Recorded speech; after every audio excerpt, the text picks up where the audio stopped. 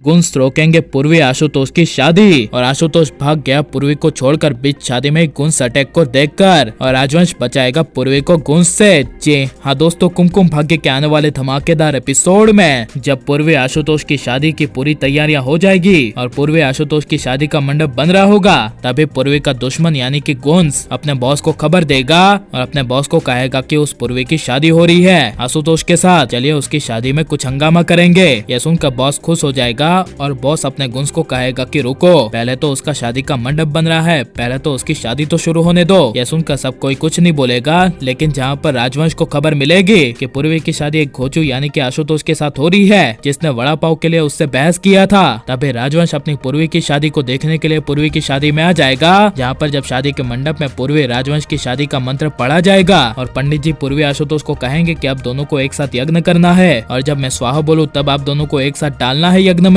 तभी यह सुनकर पूर्वी हाँ कहेगी, लेकिन जब पूर्वी की नजर अपने सामने राजवंश पर पड़ेगी और राजवंश प्यार से दिल टूटते हुए पूर्वी को देखेगा, तभी पूर्वी को अजीब सा एहसास होगा। जहाँ पर जब पूर्वी राजवंश की शादी के फेरे का समय आएगा और पंडित जी कहेंगे कि आप वर वधु खड़े हो जाएं, अब आप दोनों वर वधु को 7 फेरे लेने हैं। तभी यह सुनकर जब पूर्वी आशुतोष खड़े होंगे, तभी पूर्वी से बदला लेने के लिए गुंस पूर्वी आशुतोष की शादी को रोकने के लिए आ जाएंगे। जहाँ पर जैसे ही पूर्वी का दूल्हा यानी कि आशुतोष गुंस यानी कि बदमाशों को देखेगा, तभी बीच शादी में आशुतोष अपने आप को बचाने के लिए पूर्वी को छोड़कर बीच शादी में ही भाग जाएगा, जिसे देखकर पूर्वी को काफी बड़ा शौक लगेगा और प्राची राजवंश के होश उड़ जाएंगे। जहाँ पर जब पूर्वी गुंस को कहेगी कि तुम लोग यहाँ पर क्यों आए हो, मेरी आज यहाँ पर शादी थी, तुम लोग अपनी हरकतों से बाज नहीं आओगे ना, अभी मैं पुलिस को बुलाती हूँ और तुम लोगों को सबक सिखाती हूँ। यह सुनकर तभी गुंस पूर्वी को मारकर फोन खींचने के लिए जा रहे होंगे, तभी राजवंश गुंस यानी कि बदमाशों के हाथ पकड़ लेगा और अपनी जान की परवाह के बिना पूर्वी की जान बचाने के लिए राजवंश एक एक करके सारे गुंस को बदमाशों को मारने लगेगा। जहाँ पर बदमाशों का बॉस राजवंश के सामने आएगा और राजवंश को कहेगा कि हम तुम्हें छोड़ेंगे नहीं, तू बस एक बार बाहर मिल, तुझे हम कहीं का नहीं छोड़ेंगे और हमारा बदला लेकर रहेंगे। और गुंस का बॉस पूर्वी को भी गुस्से से कहेगा कि पूर्वी, अब तक तो हमारे निशाने पर सिर्फ तू ही थी, लेकिन अब ये लौंडा भी आ गया है, हम दोनों को नहीं छोड़ेंगे,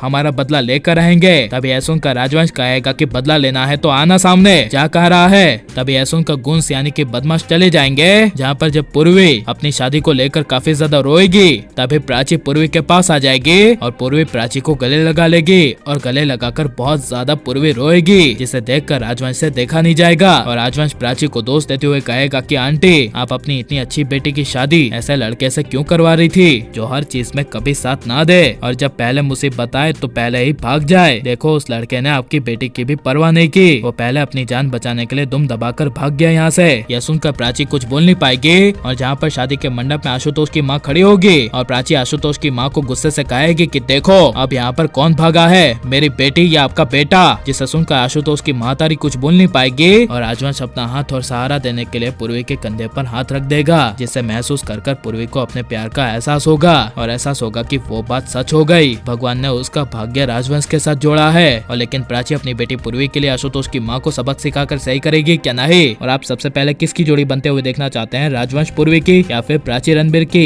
ये सब हमें कमेंट में जरूर बताएं और आप प्लीज इस वीडियो को लाइक और हमारे चैनल को सब्सक्राइब करें।